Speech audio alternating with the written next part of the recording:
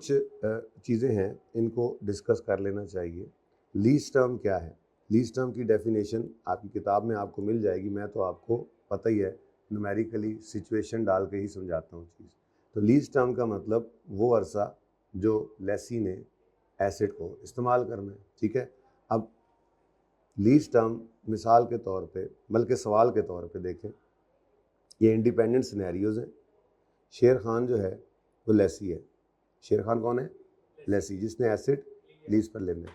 तो वो एंटर हुआ lease over a plant, enter हुआ लीज एग्रीमेंट में। अभी इंडिपेंडेंट सिनेरियोज हैं, ठीक है।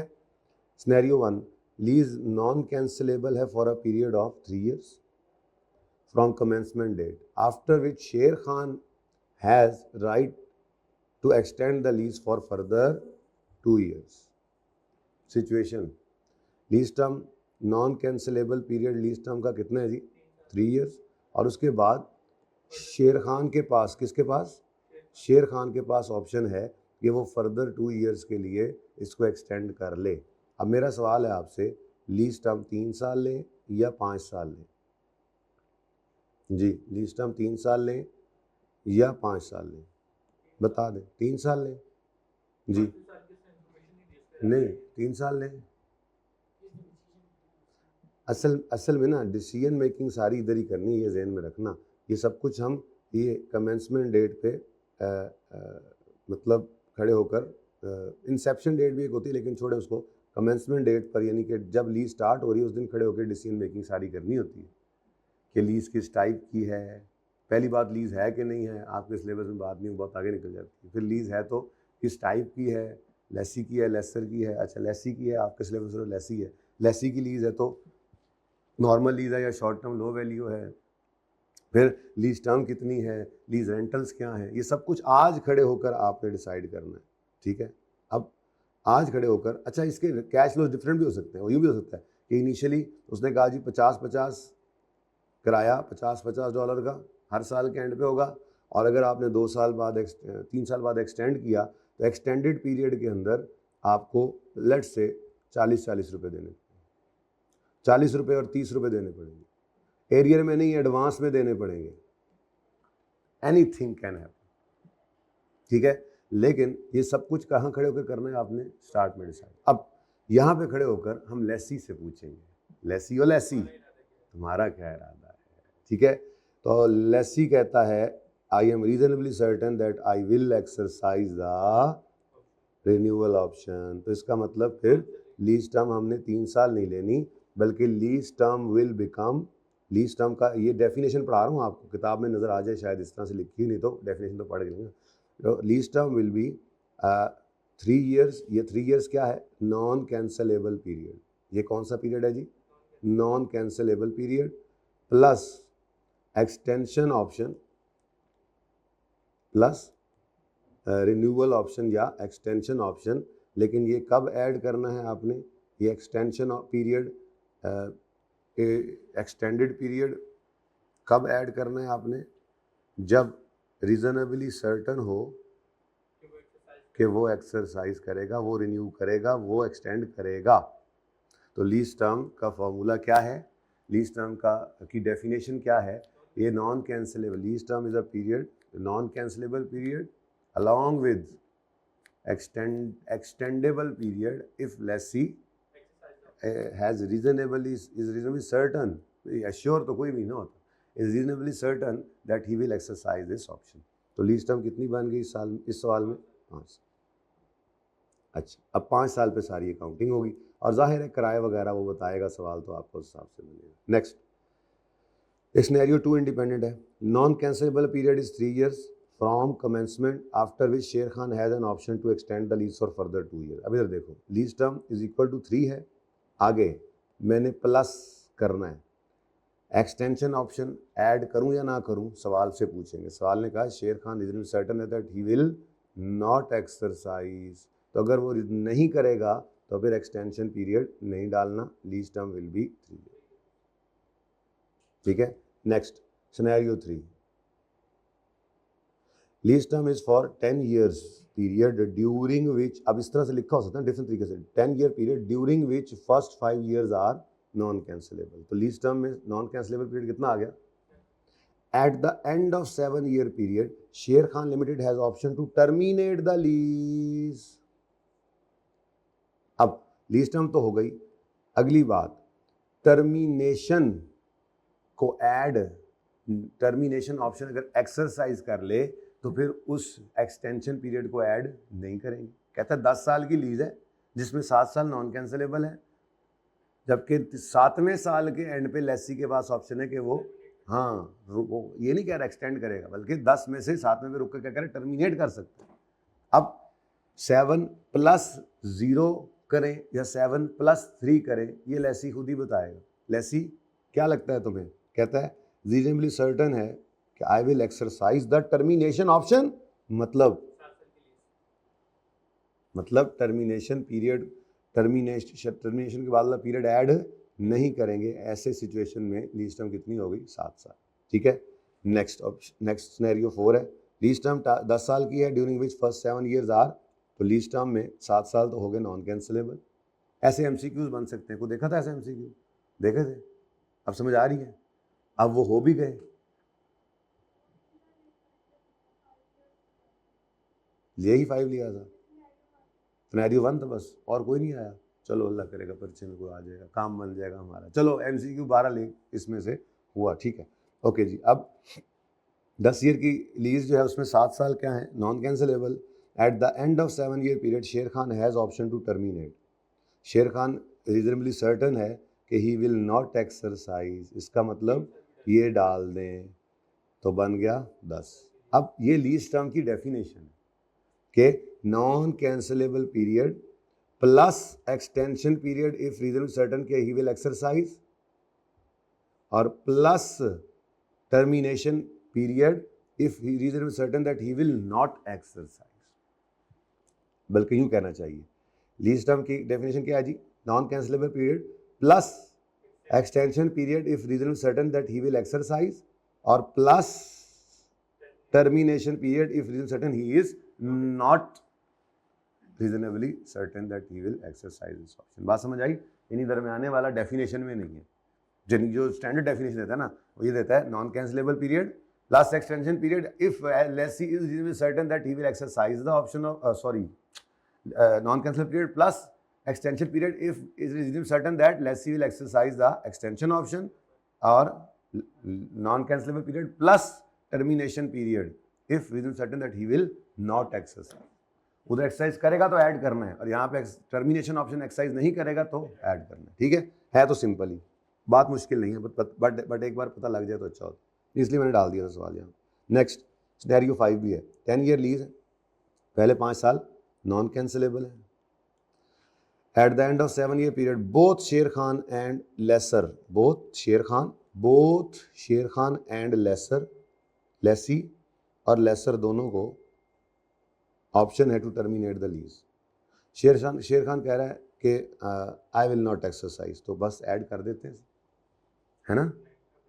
लेसर भी तो है, अब लेसर का तो हमें पता नहीं, हम लेसी की काउंटिंग कर रहे हैं। तो जब लेसर को भी ऑप्शन है, शेर खान कसम भी उठा ले मैं नहीं टर्मिनेट करूंगा, अगर लेसर कर दे फिर उसके पास भी तो ऑप्शन है। तो इस केस के अंदर जब दोनों के पास ऑप्शन आ गया तो again this will be 7 years, क्योंकि हमें नहीं पता लेसर टर्मिनेट करेगा या नहीं करेगा। ठीक है, बात समझ आ गई? तो ये क्या है जी? ये लीज टर्म की थोड़ी सी हमने बात की। ठीक है, अच्छा अब कभी कभार ना ऐसा होता है कि जो लेसी है ना, 4 months 2 years हो गए, ऐसा ही है, एट अ कॉस्ट ऑफ 240 पर telephone per annum payable annually in advance, the present value of lease payment on 1 October is this. फिर 1 April पे 28/7 में Fino entered into an agreement to lease an item of plant from manufacturer. The lease required 4 annual payments in advance आ गया, कोई बात नहीं, for 100,000 each commencing on 1 April. The plant would have a useful life of 4 years and would be scrapped at end of period. Present value of total lease payments is, वो present value भी खुद निकाल के दे रहा है। बहरहाल उसने finance cost of capital बता दिए, फाइनेंस कॉस्ट यानी इंटरेस्ट निकालने के लिए। अच्छा ये क्या आ गया बीच में, which of the following applies to principle of faithful representation. वैसे तो ये आपको फ्रेमवर्क जब पढ़ाऊंगा तो उसके बाद ही होगा, ठीक है। तो अदीप साहब मैं क्लास में हूँ, मैं आपको थोड़ी देर में कॉल करता हूँ, मैं क्लास में हूँ, थोड़ी देर में कॉल करता हूँ आपको। अच्छा जी, तो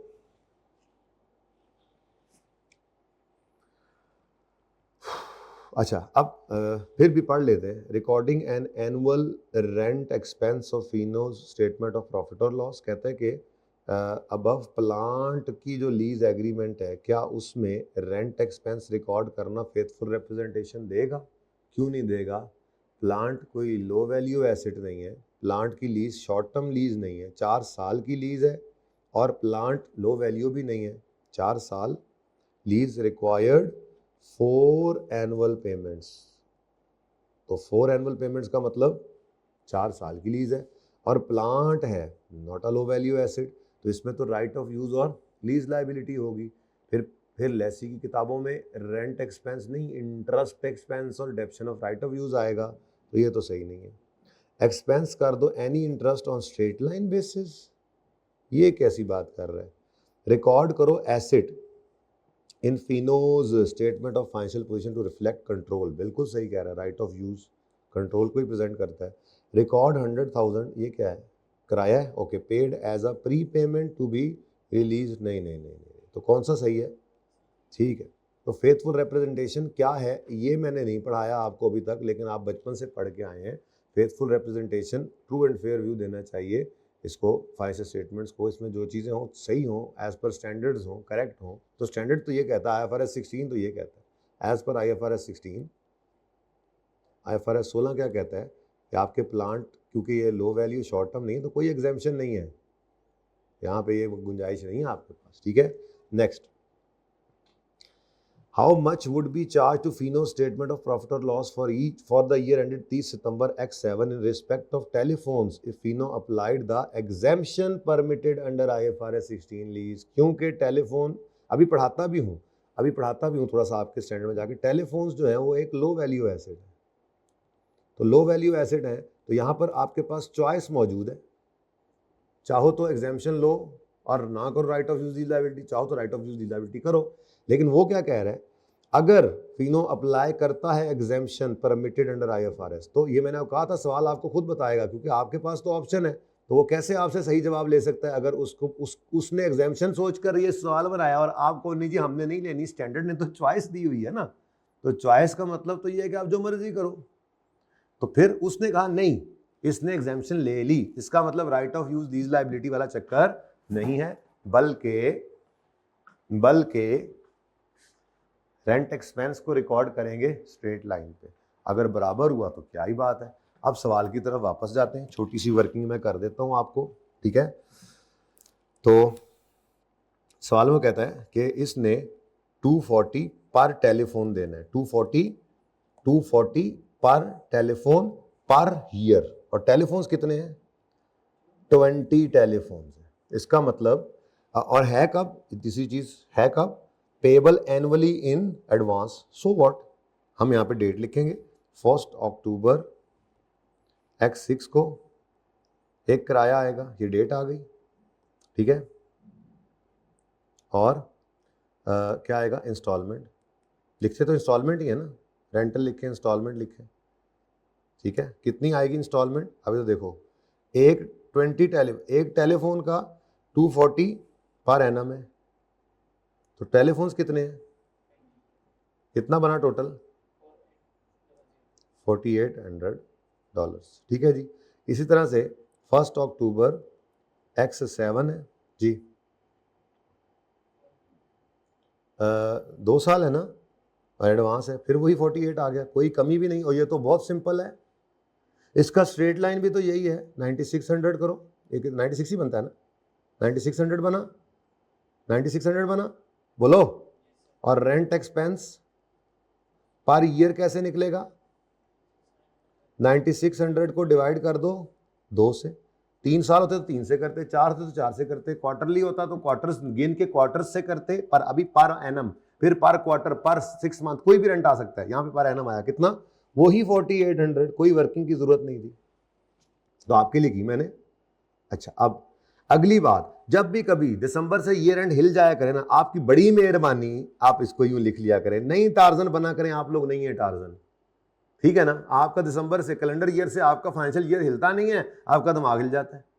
तो अगर वो कह रहा है फॉर द ईयर, कितने गया year, for the year ended 30 September x7, मतलब इनका फाइनेंशियल ईयर कब एंड होता है, 30 सितंबर x7 पे, तो फिर शुरू कब होता होगा, 1 अक्टूबर x6 पे शुरू हुआ होगा। तो यहां पे लिख लो, कुछ नहीं होता, शान में नहीं कमी आती। x बड़ी सारी फीस है आपकी ACCA की, सिर्फ फीस एग्जाम की कितनी फीस है पाकिस्तानी रुपयों में, 60,000, 50, 57, 60,000 रुपये आपने देना है, मजाक उड़ाना है जाके अम्मा अब्बा के पैसे का। लिख लो, कुछ नहीं होता, 30 सितंबर x7। अब मजे की बात यह है, उसने तंग नहीं किया आपको, इस साल का पूरे का किराया चाहे 30 सितंबर के एंड पे खड़े हो। अब मैंने क्या कहा था, एंट्री कैसे करो, पहले कैश ले लो फिर एक्सपेंस बुक करो, ताकि मसला ही ना आए। अब आपको इस सवाल मसला नहीं आया, एरियर होता तब भी वही एंट्री रहती है, एडवांस हो गया तब भी वही है। अब हमने 1 अक्टूबर, ये सब ये नहीं करना, आपका आंसर 4800 है, यहां से पता लग चुका है, पर मैं तो रिवाइज कर रहा हूं कि जो पढ़ाया है, और यहीं से MCQs बनने कहां जाएगा बाहर वो बेचारा, ठीक है। तो 1 अक्टूबर को आप क्या एंट्री पास करोगे, जल्दी से बोलो बोलो बोलो बोलो। रिसीट पेमेंट कर दी, तो रेंट मैंने कहा था एक ही अकाउंट रखो, कर दो, कुछ नहीं होता। आपने कौन सा एंट्री किसी को दिमाग में करनी है, रेंट पेबल डेबिट और कैश क्रेडिट, कितने से। आप कहोगे पेबल कैसे डेबिट हो गया, बस हमारा अपना एक जुगाड़ है, हमें जरूरत है, बस हमने बस एक बना लिया प्री पेमेंट निकालने के लिए, अगर कोई है तो प्री पेमेंट या पेबल। उसके बाद कब कब कब कब, 1 अक्टूबर को ही कर ले, पहले दिन ही रेंट कर ले, नहीं, 30 सितंबर ये रेंट आया, x7 आया, एंट्री क्या बनी, बोलो जल्दी से। रेंट एक्सपेंस P&L में जाएगा, डेबिट होगा कितने से। अब ये डिफरेंट हो सकता था, लेकिन हमारे सवाल में डिफरेंट नहीं है, वो मैक्सिमम यही कर सकता है कि इसको चेंज कर देता और वो फिर पूछता। मैं होता तो मैं MCQ ये पूछता कि रेंट जो है पहले महीने जो है वो 4500 है, अगले महीने अगले साल जो है वो 4000 है, ताकि बराबर ना होता और बच्चा फिर उसमें से कोई गलत वाला उठाता। पर आपका एग्जामिनर सीधी सीधी बातें करता है, हद हो गई यार। मैं होता तो मैं ऐसे करता, ठीक है। तो कोई बात नहीं, आपकी याशी लगी है। रेंट एक्सपेंस डेबिट और रेंट पेएबल क्रेडिट, ये पेएबल होता नहीं असल में, ऐसे बस हमने रखा हुआ है अपनी सहूलत के लिए 4800। ये सारी बात का लुब्बे लुबाब। अच्छा, फिर आप लेजर भी बना लो अगर इसमें, तो इसमें क्या हो रहा है, ये रेंट पेएबल का लेजर अगर बने तो ये सारी सिर्फ रिवीजन करवाई है, इसमें कोई जरूरत नहीं पड़ी। मैंने आपको जो सवाल करवाया है और जिस तरह से तैयार किया है वो वर्स्ट केस सिनेरियो के लिए किया है, ये तो सीधा था, ठीक है। तो भाई rent payable debit cash credit 4800 और expense debit rent payable credit 4800, there is no pre payment, there is no payable. लेकिन ये सारी बातें छोड़ो, उसने तो सिर्फ ये पूछा था क्या P&L में रिकॉर्ड, किधर गया, how much should be charge to Fino's statement of profit और loss in respect of telephones if it applied exemption required and permitted under IFRS 16। तो ए है 4800, बाकी आगे पता नहीं कैसे निकाले, उसने कुछ तो किया होगा, शायद कोई प्रेजेंट वैल्यू वगैरह उसने दी हुई थी धोखा देने के लिए। ये जब वो एग्जाम्पशन पे चला गया तो राइट ऑफ यूज लिएबिलिटी तो करनी ही नहीं है, पता नहीं 9164 को जरा डिवाइड बाय 2 करो, 9164 को डिवाइड बाय 2 करो, इनमें से तो कोई है, ये वाला ऑप्शन धोखे के लिए उसने दिया।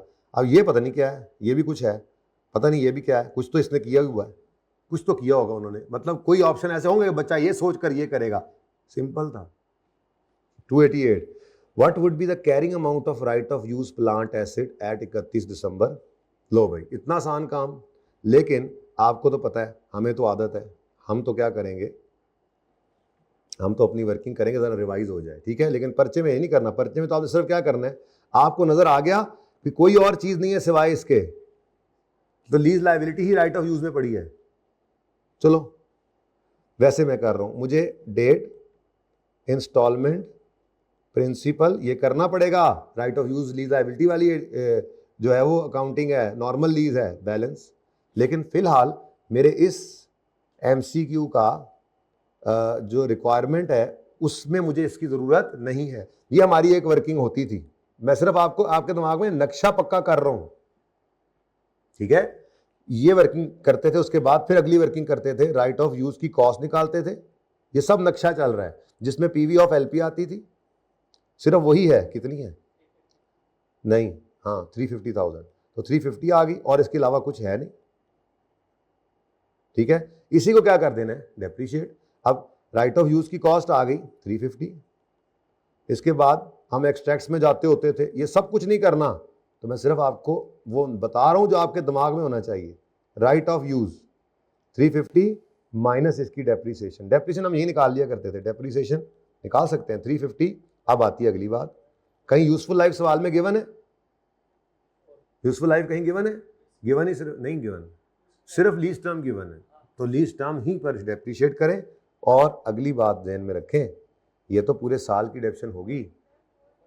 4 है, अच्छा सॉरी 4 है, तो 4 से डिवाइड किया, लेकिन ये पूरे साल की डेप्शन है। अब हमारा ये वाला जो एसेट है वो 1 अप्रैल को आया है, तो 1 अप्रैल से 1 अप्रैल कहाँ बनेगा? अक्टूबर, नवंबर, दिसंबर, एक्स 6 गुजरा, जनवरी, फरवरी, मार्च, ये पड़ा है 1 अप्रैल। तो कर लिया करो मेहरबानी ताड़ी, 1 अप्रैल 7 पे स्टार्ट हुई है लीज। ये लिख लोगे, कोई मसला नहीं जिंदगी में आएगा। कितने महीने की डेप्शन? अप्रैल से लेकर सितंबर, 1 अप्रैल से 30 सितंबर तक, तो 6/12 करो, तो 43 पॉइंट। अब राउंडिंग नहीं करनी, एमसीक्यू ऐसे ऑप्शन तो है नहीं, उसने फिल इन द ब्लैंक कही है ना, तो 44 वाले को भी नंबर दे देगा वो। खैर चलें जी, कितना?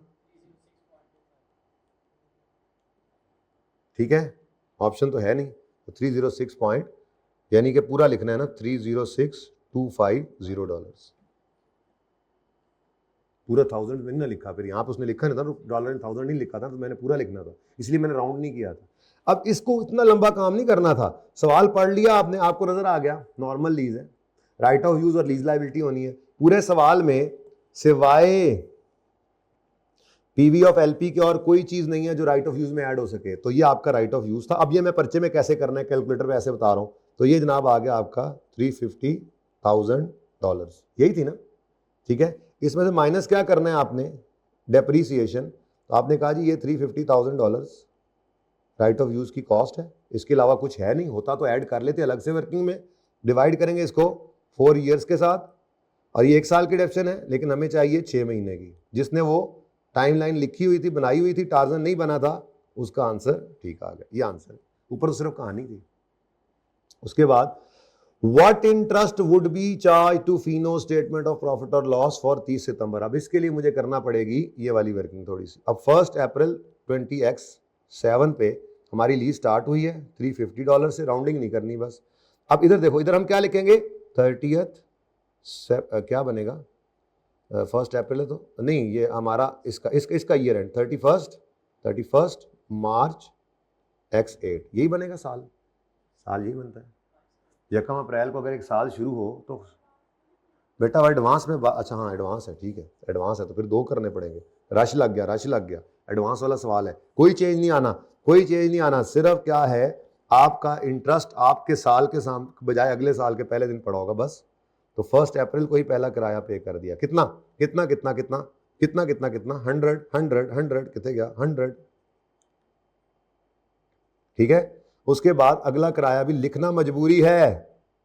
क्यों मजबूरी है? क्योंकि आपके साल का इंटरेस्ट आपके साल में नजर नहीं आएगा, एडवांस वाला सवाल है, अगले साल के पहले दिन पड़ा होगा। अब आगे स्केड्यूल पूरा करना है, स्केड्यूल पूरा करो। अब ये करना पड़ना था, ये लाजमी वर्किंग थी जो करनी पड़नी थी। ये इस लंबे काम से नहीं, शॉर्टकट से हो गया, लेकिन इसके लिए ये पूरा लंबा काम करना पड़ना था। बल्कि इसको उठाकर इधर लाएं, इस एमसीक्यू के लिए। चल भाई आजा मेरा वीर, आजा शाबाश, इधर आजा। बच्चों को कोई होश नहीं है कि क्या कर रहे हैं, पर्चा देना है हमने या बर्बाद करने हैं अम्मा अब्बा के पैसे। जी बताओ जी, 350 पे कितना इंटरेस्ट आएगा पहले साल? इसका मतलब ये नहीं है कि पहले साल का इंटरेस्ट नहीं है, पहले दिन नहीं है इंटरेस्ट, ठीक है। सारे का सारा क्या हो गया? प्रिंसिपल। तो ये कितना बच गया? अब इस 250 पे उन्होंने डिस्काउंट रेट दिया था 10%, लो 25 एग्जैक्ट कितना आ गया? वैसे मुझे इसकी कोई ज़रूरत नहीं है, मुझे इसकी भी कोई ज़रूरत नहीं, क्योंकि उसने मुझसे मांगा ही सिर्फ क्या है, इंटरेस्ट। अगर वो मुझसे लीज लाइबिलिटी की क्लोजिंग कैरिंग अमाउंट मांगता तो फिर मैं ये पूरा कर लेता। अपनी ज़रूरत के हिसाब से करें काम। अब फिंगर थंब अप्रोच क्या कहती है, ये मैंने आपको सिखाना था, ये आपने पूछा था। ये देखो, ये तो फर्स्ट बेटा सेमी एनुअल में भी कोई मसला, semi annual finger thumb approach में जरा थोड़ा फासला बढ़ जाएगा। आपका एक किराया आएगा यकम अप्रैल X7 को, दूसरा आएगा यकम सितंबर X7 को 6 महीने बाद, तीसरा आएगा यकम अप्रैल 2008 को। तो ये यकम अप्रैल से यकम अप्रैल तक यूं पड़ेगा, और फिर 2 इंटरेस्ट पकड़ के 1 साल का इंटरेस्ट बनेगा, कोई 6 महीने का इंटरेस्ट, क्योंकि हमने 6 महीने पे इंटरेस्ट रेट को किया था, और यही हमने क्वेश्चन नंबर 2 में किया था। वो एरियर का सवाल था। फिर एडवांस में क्या होना है, कोई फर्क नहीं पड़ना, सिर्फ एक पेमेंट आगे चली जाती है, बुनियाद को पक्का रखना है, ठीक है। एनीवेज अभी तो ये एनुअल है, सेमी एनुअल भी अल्लाह देगा, कोई ना कोई आ जाएगा। करिए आप सवाल, कोई नहीं छोड़ना, ठीक है। तो ये 25 जो है ना, 25 ये यकम अप्रैल X7 से 31 मार्च X8 का इंटरेस्ट है, क्योंकि ये अगले साल के पहले दिन पे बस नजर आ रहा है। लेकिन हमें ये 12 महीने नहीं चाहिए, हमें चाहिए 1 अप्रैल X7 से 30 सितंबर X7 तक वाले 6 महीने, तो वो इसी में से ही तो निकलने थे। तो इसको आपने जब करना है इनटू, किधर कर दूं, यही कर दूं, ये इसको आप कर लें इनटू 6/12, तो आंसर क्या आता है जी, 12.5, ठीक है। मतलब ये 1000 से मल्टीप्लाई कर देना, तो ए ऑप्शन ही है, देख लो, ठीक है। इसी तरह से बेटा बाकी भी करिए, ठीक है। आप करेंगे आपको फ़ायदा होगा। जिसमें मसला आएगा मैं हाजिर हूँ, मैं 10 बार करवाऊँगा, लेकिन मैं सारे सवाल करवा दूँ, आपको जो पर्चे में आएगा वो तो फिर भी आप नहीं करना है। तो जितना करेंगे उतना बेहतर है, जो निकाल के लाएंगे मेरे लिए उतना बेहतर है, मैं कराऊँगा आप। लेकिन जिन पैरामीटर्स में रह कर सिखाया मैं उससे बाहर नहीं जाऊँगा, मैं आपको उन्हीं के ऊपर रहते हुए सिखाऊँगा, और यही आपने अप्लाई करना है। किधर गया भाई वो? चले, कितनी देर की होगी रिकॉर्डिंग?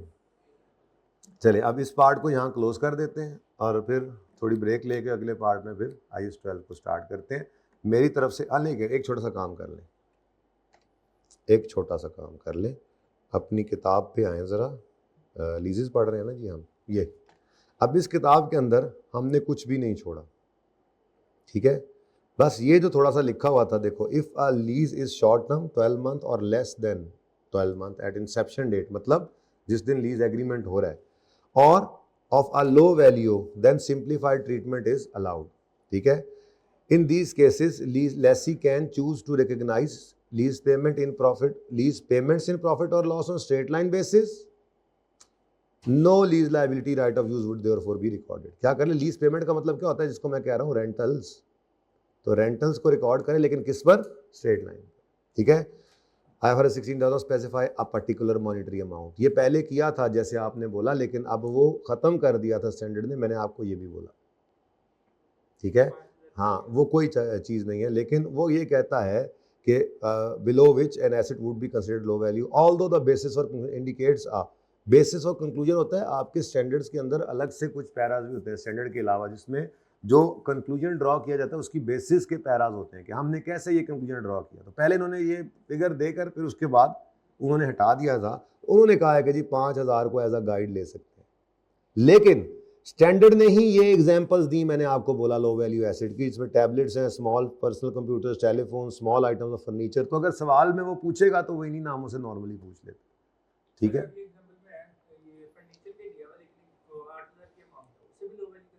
अगर स्मॉल आइटम है तो वैसे तो अगली बात यह कि सवाल अभी हमने किया, आप तो बाहर गए हुए थे, हमने बेसिकली मैं आपको बताता चलूँ कि ख़वातीनो हज़रात तवज्जो फरमाएं, कद है गया, हमने ये 5 सवाल किए हैं, ठीक है। तो इनमें टेलीफोन उसने दिए थे, और साथ ही उसने खुद बताया कि टेलीफोन के केस में इसने अप्लाई कर दी एग्जेम्पशन परमिटेड, ठीक है। और बाकी भी हमने कर लिए हैं, ठीक है सारे, ओके। आप बस जाएं, मौजें करें, याशी मारें, लेट आएँ। The assessment of whether an asset qualifies as having low value must be made based on its value when new. Very important thing. For example, बल्कि उसने लिया आगे, therefore a car would not qualify as low value even if value was very old at commencement of lease. मतलब 86 Corolla अब इस वक्त हो सकता है, वो भी महंगी होगी, मतलब कोई 56 मॉडल एंटीक ना हो, ऐसे गंदी सी गाड़ी हो सकता है वो आपको लैपटॉप से भी सस्ती मिल रही हो इस वक्त। आजकल 2-2 3-3 लाख का है, अभी 2-2 3-3 लाख के तो लैपटॉप हो गए, आम तौर पे मिल जाते हैं ऐसे। अच्छे लैपटॉप लेने जाओ तो 2-2.5 लाख 3 लाख का मिलता है, फिर खैबर 2.5 लाख की लो वैल्यू कह दें। स्टैंडर्ड कहता है नहीं, जो ऐसा देखो कि जो अगर आज कोई गाड़ी नहीं लेने जाओ तो क्या वो लो वैल्यू होती है? नहीं। तो इस वजह से कि वो पुरानी है और इंसेप्शन के दिन पुरानी गाड़ी भी तो लीज पे ले सकते हो, लीज पे ले रहे हो तो उसको लो वैल्यू कह दोगे, ये नहीं मुमकिन। ये स्टैंडर्ड ने कहा, एक्सेप्शन थी, ठीक है। इसको पढ़ना है, ठीक है, लाजमी पढ़ना है। और मुझसे अब कल सवाल करने हैं आपने, फिर भी पढ़ ली अगर नहीं पढ़ा तो। अब ये मिड ईयर एंट्री, ये सवाल मैंने कराया था और ये होमवर्क में दिया था। उसके बाद सेल एंड लीज बैक में इसने जो अंग्रेजी लिखी है आपने वो पढ़नी है। लेकिन इसने देखो क्या कहा, अगर ट्रांसफर सेल नहीं है तो फिर वो कहता है कि then seller lessee continues to record asset and will record liability equal to transfer proceed, financial liability. In simple terms transfer proceed are treated as a loan. Detailed accounting treatment financial asset liabilities covered in, बस इसने बात नहीं की, लेकिन मैंने आपको यहीं पे पढ़ा दिया। फिर अगर ट्रांसफर सेल है तो प्रीवियस कैरिंग अमाउंट को इससे मल्टीप्लाई करके इसको रिकॉर्ड करें। और फिर उसने आगे एक एग्जांपल दी है जिसको आप इंशाल्लाह कर लेंगे अब, ठीक है। तो ये सारे सवाल अब आप कर सकते हैं, मैंने अब इसमें कुछ भी नहीं छोड़ा। आपने इसका एक लफ्ज़ भी ऐसा नहीं छोड़ना जो आप पढ़ें और आपको समझ ना आ रहा हो मुझसे ना पूछे। ये मेरी तरफ से आपके कोर्ट में पहुंच चुका है। और जितने सवाल इसके पाए जाते हैं दुनिया में वो सारे सवाल अब आप कर सकते हैं, ठीक है। जैसे हम यहाँ पे पहुंचे हुए थे तो अगला सवाल इसी का, applying principle of IFRS 16 leases to capitalise plant and record what would have impact on following ratios. Wow, ये तो आपका पक्का होमवर्क है, रेशियोज कर ली हुई हैं आपने, ठीक है, ओके जी। चलो मैं बता देता हूँ। रिटर्न कैपिटल एम्प्लॉयड का फॉर्मूला क्या था, मुझे भूल गया, PBIT over average capital employed. आप सिर्फ कैपिटल एम्प्लॉयड लिख लें, एवरेज ना लिखें, आपको तकलीफ होती है उससे, हालांकि फ़र्क नहीं पड़ता ज़्यादा, ठीक है। कैपिटल एम्प्लॉयड, अब इस पर ज़रा असर देख लेते हैं। कहता है IFRS 16 के प्रिंसिपल लगाएं तो लीजेस जिनको कैपिटलाइज करना है, लीजेस को, ये नाम है उसका, सॉरी यहाँ तक ये नाम है, to capitalise plant and record lease liability, right of use और लीज लाइबिलिटी करना हो आपने, यानी ये वाली लीज हो, तो what would have impact on following ratios. अब राइट ऑफ यूज एसेट है, जब उसने आना है तो उसकी वजह से डेप्रिसिएशन ने बढ़ना है और इंटरेस्ट ने भी बढ़ना है, तो ये दोनों के बढ़ने से आपके प्रॉफिट ने क्या होना है, ठीक है। और दूसरी बात, कैपिटल एम्प्लॉयड के अंदर भी इक्विटी होती है और नॉन करंट, तो क्या लीज इसमें नहीं आएगी, तो फिर डिनोमिनेटर क्या हो रहा है, वो बढ़ रहा है। डिनोमिनेटर का बढ़ना रेशो को, अच्छा, और PBIT कम हो रहा है इंटरेस्ट एक्सपेंस वगैरह के डिडक्शन के बढ़ने से, इसके कम होने से भी रेशो, तो दोनों का असर क्या है, ठीक है। Next, okay, gearing formula, equity, sorry debt over equity. अच्छा, डेट ओवर इक्विटी लिखें या डेट ओवर कैपिटल एम्प्लॉयड लिखें, हम तो डेट ओवर कैपिटल एम्प्लॉयड लिखा करते थे, दोनों ही सही हैं, ठीक है। अब अगर आप गियरिंग रेशो की बात करें तो कैपिटल एम्प्लॉयड में भी इंक्रीज है और कैपिटल एम्प्लॉयड में असल में दोनों चीज़ें आ जाती हैं, तो ज़रा इजी हो जाता है क्योंकि इसमें दोनों चीज़ें हैं, डेट भी है और इसका मतलब न्यूमरेटर ही आपका कमज़ोर है।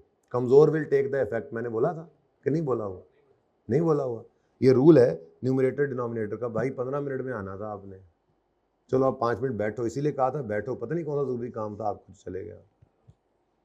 अच्छा जी, अच्छा जी, देखें रूल क्या होता है, मैथमेटिक्स का रूल है कि अगर आपका न्यूमरेटर जो है, अगर आपके न्यूमरेटर के अंदर चेंज आए तो डायरेक्टली रिलेटेड होता है आंसर के साथ। न्यूमरेटर कम हो तो रेशो कम होगी, आंसर कम होगा, न्यूमरेटर बढ़े तो रेशो का आंसर बढ़ेगा। डिनोमिनेटर का इन्वर्स है, ये बढ़े तो रेशो का आंसर कम और ये कम हो तो रेशो का आंसर। और अगर दोनों पर इम्पैक्ट पड़ जाए ना तो लोअर साइड ने इफेक्ट लेना है, भूल जाओ दूसरी पे असर पड़ जाए। मैं ये समझाना चाह रहा हूँ यहाँ पे, अगर सिर्फ इक्विटी ले लूँ मैं नीचे तो फिर तो आसानी से ये MCQ निकल जाएगा, लेकिन आपको सिखाना क्या चाह रहा हूँ, कोई ऐसी ट्रांजैक्शन रेशो के ऊपर असरअंदाज हो जाए जो दोनों जगह असर डाल रही है, तो the lower side of fraction will take more effect. इसका मतलब ये है कि आपने कहोगे तो मैं रूल पूरा लिखवा दूंगा मोर इफेक्ट, लेकिन देखने की बात यह कि आपका उस लेवल तक जाता है या नहीं जाता, ये देखेंगे। अगर हुआ तो फिर कर लेंगे। मतलब दोनों पे असर पड़ रहा है, तो आप बताओ वीकर साइड कौन सी होगी? इन दोनों में वीकर साइड कौन सी होगी इस रेशो में? क्योंकि नीचे तो डेट प्लस इक्विटी है, तो ऊपर ही है कमजोर। तो फिर आप इसको भूल जाओ, इस पे कोई असर है। सिर्फ किसको सोचोगे? अब बताओ इस ट्रांजैक्शन से एक तरफ एसिड बढ़ रहा है, दूसरी तरफ लायबिलिटी बढ़ रही है, राइट ऑफ यूज और लीज। तो लीज लायबिलिटी डेट बढ़ाएगी, डेट बढ़ेगा, न्यूमरेटर बढ़ेगा, तो रेशियो का answer interest cover PBIT over, नहीं, इंटरेस्ट एक्सपेंस ओवर क्या था? मुझे आंसर मुझे भूल गया। आपको तो याद होना चाहिए, मेरा तो पर्चा पास है, आपको याद होना चाहिए जी। डिवाइड बाय पीबीआईटी होता था, सेल है ये। रिटर्न, ये एसिड टर्नओवर सेल वाला टर्नओवर नहीं है, ये बेसिकली टर्नओवर नहीं है, ये इंटरेस्ट कवर है। आता टाइम्स में ये भी, ठीक है। तो मतलब आपका अगर इंटरेस्ट एक्सपेंस 5 रुपये और पीबीआईटी 15 है, तो कह रहे हैं 3 रुपये आपको 1 रुपये इंटरेस्ट देने के लिए।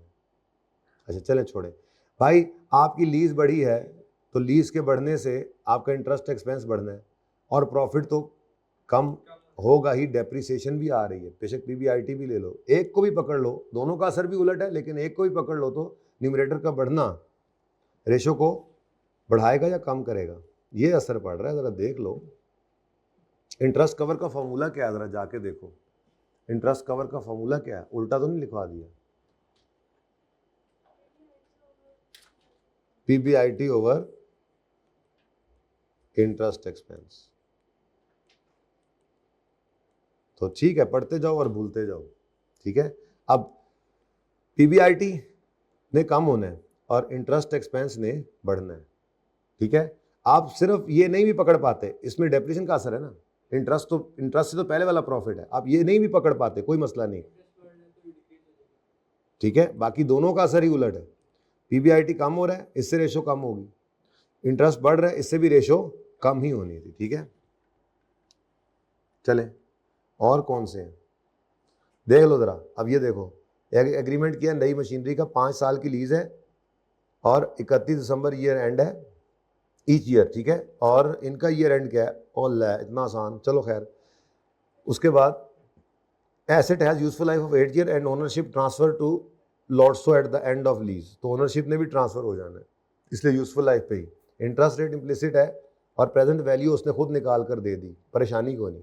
यकम जनवरी एक्ट 6 को इसने एक हेड ऑफिस बेचा है to finance company, but continue to use ओए सेल एंड लीज बैक।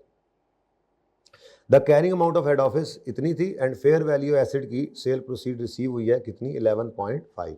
अब उसने एक एसिड बेचा है। अब इसके अंदर आपको खुद देखना पड़ेगा या वो आगे जाकर बताएगा, देखोगे ना। अब आपके ऊपर टेस्ट भी तो आना चाहिए ना, ठीक है, वरना मैं ही करवाता जाऊंगा, मैं तो करवाता ही जाऊंगा, ठीक है। उसके बाद भी देख लें ये क्या है जी, सुभान अल्लाह, ये तो आगे चला गया काम। थर्ड पॉइंट इसमें भी है, yes, right of use plant जो है वो लिया है इन्होंने 6 साल के लिए, 1 अप्रैल को, ईयर एंड है 31 मार्च। यार इनिशियल डिपॉजिट दिया है, लें जी, एडवांस डिपॉजिट आ गया। अब लीज पेमेंट का फॉर्मूला असल में तो होता है डाउन पेमेंट प्लस रेंटल्स, लेकिन down payment is just like advance, तो मैंने इसकी तैयारी इधर ही करा दी थी। एडवांस रेंटल का जो असर है वही डाउन पेमेंट है, कोई असर हमारे सवाल की सेहत पे नहीं पड़ेगा, हम पहले से इसके लिए तैयार हैं इंशाल्लाह, ठीक है। फिर कहता है और एनुअल पेमेंट्स हैं 1.5 मिलियन की 31 मार्च को एरियर में। प्रेजेंट वैल्यू उसने निकाल कर दे दी है, नहीं प्रेजेंट वैल्यू एक्सक्लूडिंग, ये तो काम नहीं है, ठीक है, कोई बात नहीं। इसमें सिर्फ क्या कर दोगे, जस्ट इसको ऐड कर दो, क्योंकि वो हमने सीखा हुआ है advance down payment advance rental की तरह से। The lease has implicit rate of this, right of use has correctly capitalise, lease liability trial balance में अबव जब वो लीज लायबिलिटी लेस करके दी गई फर्स्ट इन एनुअल पेमेंट से। अब देखना ये, ओहो करंट टैक्स भी आ गया, अभी इसको छोड़ दो, फिर इसमें अभी टैक्स भी आ रहा है। खैर एनीवेज होने के काबिल है ये भी इंशाल्लाह, बस एक IAS 12 कर लें। तो जो सवाल में आपको कोई चीज़ तंग करे, मिक्स हो रही हो, ठीक है, उसको बेशक छोड़ दीजिएगा, ट्राई ज़रूर कर लीजिएगा, हर्ज कोई नहीं है, लेकिन बाकी सारे सवाल आप कर सकते हैं इसके, ठीक है। ये इसके MCQs बाकी ये हैं, इसके स्टार्ट वाले छोटे मल्टीपल टास्क क्वेश्चन है, मिल गए थे। कौन से हैं वो पेज पे, ऐसी तरह नज़र मारना चाह रहा हूँ। वैसे ही बड़े दिन हो गए थे, मैंने कहा ज़रा देख तो लें। ना पढ़ो ना पढ़ो, अंदाजा हुआ है बेटा, सोना चाहिए।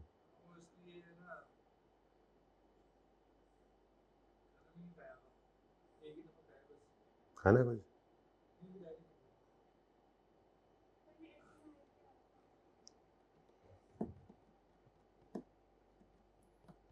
ले जी, MCQs इनको मिल गए, ये असल में वहां पे लिखे नहीं हुए थे आई थिंक। ये ले जी,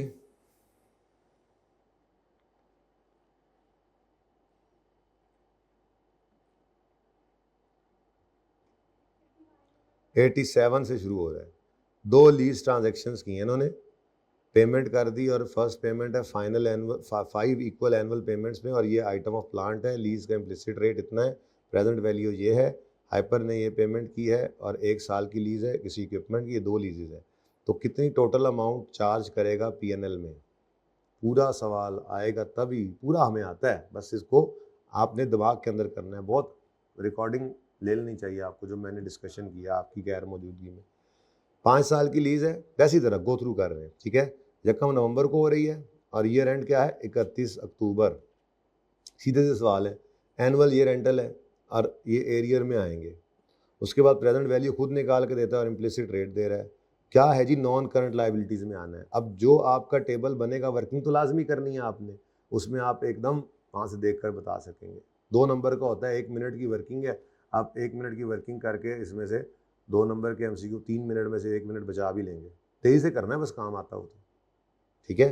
तो इसी तरह के MCQ में पढ़ते जाइएगा। ये परमिट करता है सर्टन एसेट्स को कि एग्जाम्प्ट हो जाएं। तो वो कौन से एसेट्स हैं जो परमिटेड हैं?